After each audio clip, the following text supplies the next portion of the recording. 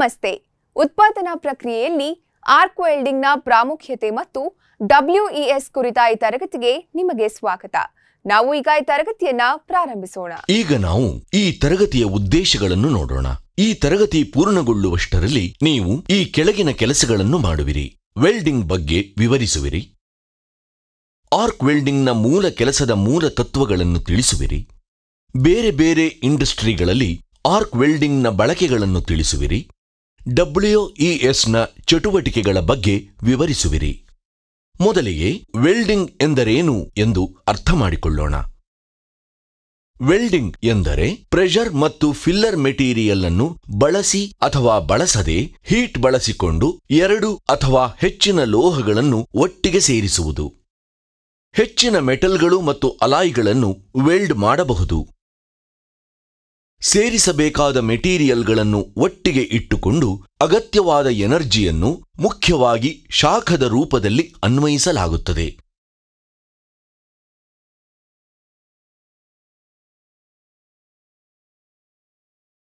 ಈ ಶಾಖವು ಮೆಟೀರಿಯಲ್ ಅನ್ನು ಒಟ್ಟಿಗೆ ಬೆಸೆಯುತ್ತದೆ. ತಣ್ಣಗಾದ ಹಾಗೆಯೇ ಗಟ್ಟಿಯಾಗುತ್ತದೆ. ವೆಲ್ಡಿಂಗ್ ಪ್ರಾಸೆಸ್ನ ಮೂಲ ವರ್ಗೀಕರಣ ಹೀಗಿವೆ: gas welding, arc welding, resistance welding, solid state welding, thermochemical welding,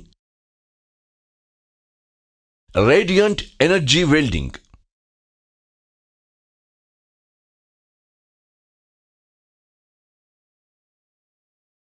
arc ವೆಲ್ಡಿಂಗ್ನ ಮೂಲ ವರ್ಗೀಕರಣ ಹೀಗಿವೆ: carbon arc, shielded metal arc welding, submerged arc welding, gas tungsten arc welding, non consumable electrode ಹೊಂದಿರುವಂಥದ್ದು, metal inert gas welding, electroslag, plasma arc, non consumable electrode ಹೊಂದಿರುವಂಥದ್ದು.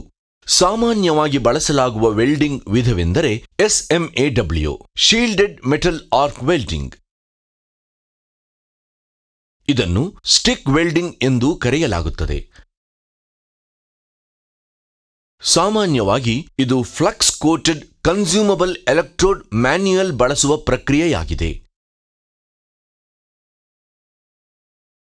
ಈಗ SMAW ವೆಲ್ಡಿಂಗ್ನ ಕೆಲಸದ ತತ್ವಗಳ ಬಗ್ಗೆ ಕಲಿಯೋಣ. ಆರ್ಕ್ ವೆಲ್ಡಿಂಗ್ ಪ್ರಕ್ರಿಯೆಗೆ ಶಾಖದ ಮೂಲವು ಸಣ್ಣ ಏರ್ ಗ್ಯಾಪ್ ಅಂತರದಿಂದ ಬೇರ್ಪಟ್ಟ ಎರಡು ವಿದ್ಯುತ್ ವಾಹಕ ವಸ್ತುಗಳ ನಡುವೆ ಉತ್ಪತ್ತಿಯಾಗುವ ಎಲೆಕ್ಟ್ರಿಕ್ ಆರ್ಕ್ ಆಗಿದೆ.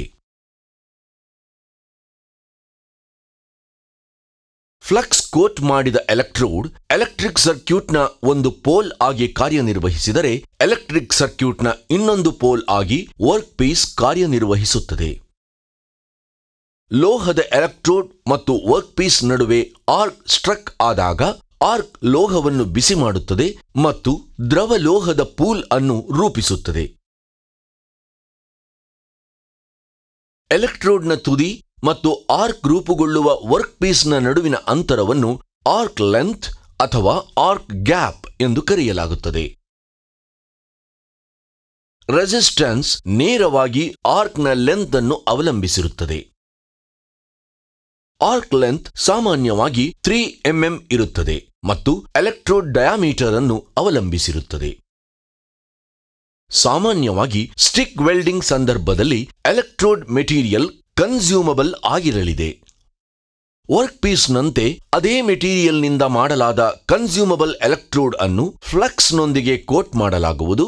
ಆರ್ಕ್ಗೆ ಸ್ಟ್ರೈಕ್ ಆಗುತ್ತದೆ ಮತ್ತು ವೆಲ್ಡಿಂಗ್ ಪ್ರಕ್ರಿಯೆಯಲ್ಲಿ ಕನ್ಸ್ಯೂಮ್ ಆಗುತ್ತದೆ. ಮೆಟಲ್ ಡಿಪಾಸಿಟ್ ಆದಂತೆ ಎಲೆಕ್ಟ್ರೋಡ್ ಕನ್ಸ್ಯೂಮ್ ಆಗುತ್ತದೆ. ಎಲೆಕ್ಟ್ರೋಡ್ ಮೇಲೆ ಲೇಪಿತವಾದ ಫ್ಲಕ್ಸ್ ಹೆಚ್ಚಿನ ತಾಪಮಾನದಲ್ಲಿ ಶೀಲ್ಡ್ ಗ್ಯಾಸ್ ಅನ್ನು ಉತ್ಪಾದಿಸುತ್ತದೆ. ಇದರಿಂದ ಮೆಟಲ್ ಆಕ್ಸಿಡೇಷನ್ಗೆ ಕಾರಣವಾಗುವ ವಾತಾವರಣದ ಅನಿಲಗಳಿಂದ ಮೋಲ್ಟನ್ ಮೆಟಲ್ ಅನ್ನು ರಕ್ಷಿಸುತ್ತದೆ. ಹಾಗೆಯೇ ಇದು ಹೀಟ್ ಲಾಸ್ ಅನ್ನು ಕಡಿಮೆ ಮಾಡಲು ಆರ್ಕ್ನ ಸ್ಟೆಬಿಲೈಸೇಷನ್ ಮತ್ತು ಸ್ಲ್ಯಾಗ್ ಫಾರ್ಮೇಷನ್ನಲ್ಲಿ ಕಾರ್ಯನಿರ್ವಹಿಸುತ್ತದೆ. ಇದರಿಂದ ವೆಲ್ಡ್ನ ಬೀಡ್ ಕ್ವಾಲಿಟಿ ಸುಧಾರಿಸುತ್ತದೆ. ಮೆಟಲ್ನ ಲಿಕ್ವಿಡ್ ಪೂಲ್ ವರ್ಕ್ನೊಂದಿಗೆ ಮಿಕ್ಸ್ ಆಗುತ್ತದೆ ಮತ್ತು ಅದರ ಭಾಗವಾಗುತ್ತದೆ. ತಣ್ಣಗಾದಾಗ ಸಾಲಿಡ್ ಮೆಟಲ್ನ ಹೋಮೋಜಿನಸ್ ಬಾಂಡ್ ಮತ್ತು ಜಾಯಿಂಟ್ ರಚನೆಯಾಗುತ್ತದೆ. ಈಗ ನಾವು ಆರ್ಕ್ ವೆಲ್ಡಿಂಗ್ನ ಪ್ರಾಮುಖ್ಯತೆಯನ್ನು ಅರ್ಥ ಮಾಡಿಕೊಳ್ಳೋಣ. ಆರ್ಕ್ ವೆಲ್ಡಿಂಗ್ ಆಟೋಮೋಟಿವ್, ಹಡಗು ನಿರ್ಮಾಣ,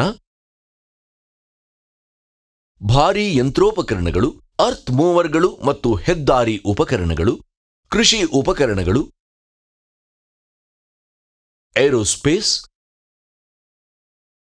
ಪೈಪಿಂಗ್ ಮತ್ತು ಪ್ಲಂಬಿಂಗ್, ಕೆಮಿಕಲ್, ಫರ್ಟಿಲೈಸರ್ ಮತ್ತು ಪೆಟ್ರೋಲಿಯಂ, ಕಟ್ಟಡ ನಿರ್ಮಾಣ ಇತ್ಯಾದಿ ಅನೇಕ ಕೈಗಾರಿಕೆಗಳಲ್ಲಿ ಅತ್ಯಗತ್ಯ ಅಂಶವಾಗಿದೆ.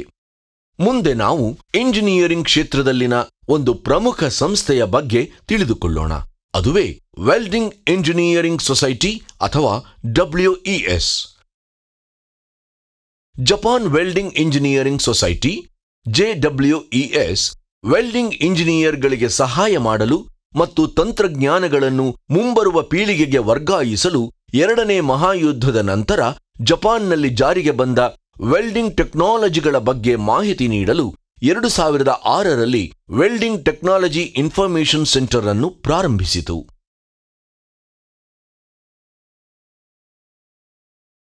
Japan welding engineering society standard WES standard ವಿವಿಧ ಕಾರ್ಯಗಳನ್ನು ಕವರ್ ಮಾಡುತ್ತದೆ. ಅವುಗಳೆಂದರೆ ಪರೀಕ್ಷೆ ಮತ್ತು ಪರಿಶೀಲನೆ, ಬೇಸ್ ಮೆಟೀರಿಯಲ್ಗಳು, ವೆಲ್ಡಿಂಗ್ ಮೆಟೀರಿಯಲ್ಗಳು, ವೆಲ್ಡ್ ಮಾಡುವ ಮತ್ತು ಕಟ್ ಮಾಡುವ ಮಷಿನ್ಗಳು, ಡಿಸೈನ್ ಮತ್ತು ಫ್ಯಾಬ್ರಿಕೇಷನ್, ಸರ್ಟಿಫಿಕೇಷನ್, ವೆಲ್ಡಿಂಗ್ ಮತ್ತು ಜಾಯಿನಿಂಗ್ ಬಗ್ಗೆ ಸುರಕ್ಷತೆ ಮತ್ತು ಆರೋಗ್ಯ. ನಾವು ಈ ಕೆಳಗಿನ ಅಂಶಗಳನ್ನು ಕಲಿತಿದ್ದು ಪುನರವಲೋಕನ ಮಾಡೋಣ. ವೆಲ್ಡಿಂಗ್ ಬಗ್ಗೆ ವಿವರಿಸುವಿರಿ. ಆರ್ಕ್ ವೆಲ್ಡಿಂಗ್ನ ಮೂಲ ಕೆಲಸದ ಮೂಲ ತತ್ವಗಳನ್ನು ತಿಳಿಸುವಿರಿ. ಬೇರೆ ಬೇರೆ ಇಂಡಸ್ಟ್ರಿಗಳಲ್ಲಿ ಆರ್ಕ್ ವೆಲ್ಡಿಂಗ್ನ ಬಳಕೆಗಳನ್ನು ತಿಳಿಸುವಿರಿ. WESನ ಚಟುವಟಿಕೆಗಳ ಬಗ್ಗೆ ವಿವರಿಸುವಿರಿ. ಇಲ್ಲಿಯವರೆಗೆ ಆರ್ಕ್ ವೆಲ್ಡಿಂಗ್ ಮತ್ತು WESನ ಪ್ರಾಮುಖ್ಯತೆಯ ಬಗ್ಗೆ ಕಲಿತೆವು. ನೀವು ಎಲ್ಲ ಪರಿಕಲ್ಪನೆಗಳನ್ನು ಅರ್ಥ ಮಾಡಿಕೊಂಡಿದ್ದೀರಿ ಎಂದು ಭಾವಿಸುತ್ತೇನೆ. ಮುಂದಿನ ತರಗತಿಯಲ್ಲಿ ಭೇಟಿ ಮಾಡೋಣ.